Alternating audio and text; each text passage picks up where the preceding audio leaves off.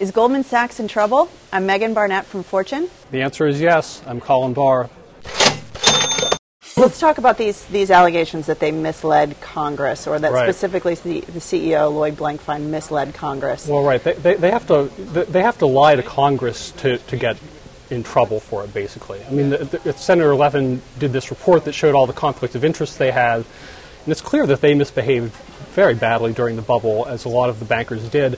And a lot of us, and I count myself in this camp, think that somebody, it makes sense that somebody should go to jail when basically the whole country got ripped off by a small group of people that lined their pockets.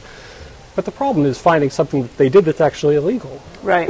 So the allegation specifically is that they had a short position on the housing market. Right, which is not illegal. And then, their argument, which I think is true, is that they were both long and short. Exactly. The problem with what they were doing is that they were ripping off their clients left and right. I mean, they brought people these deals basically knowing that things were going to go bad. They contend that that's not true. But, I mean, anyone looking at the record says, wow, these guys would do anything to make a buck. Well, let's talk about Goldman Sachs, the future for Goldman Sachs. I mean, is there any chance of indictments either against Blankfein or any executives or the bank itself? No. I would say no. I mean, if you knowingly give someone the wrong answer to something and it's black and white, then yes, you can build a perjury case.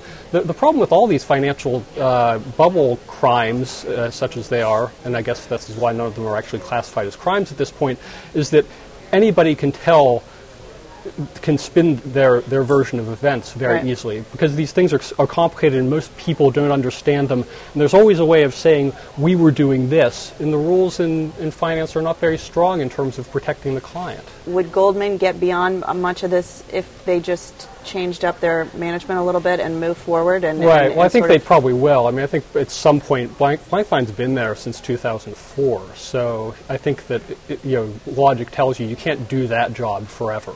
The thing is that, is that going to be enough to get people to stop yelling vampire squid? Well, no, of course it's not. I mean, they're never going to live down all this stuff. Everybody knows that they profited from the thing where the world blew up. I mean, that's not something that's going to go away.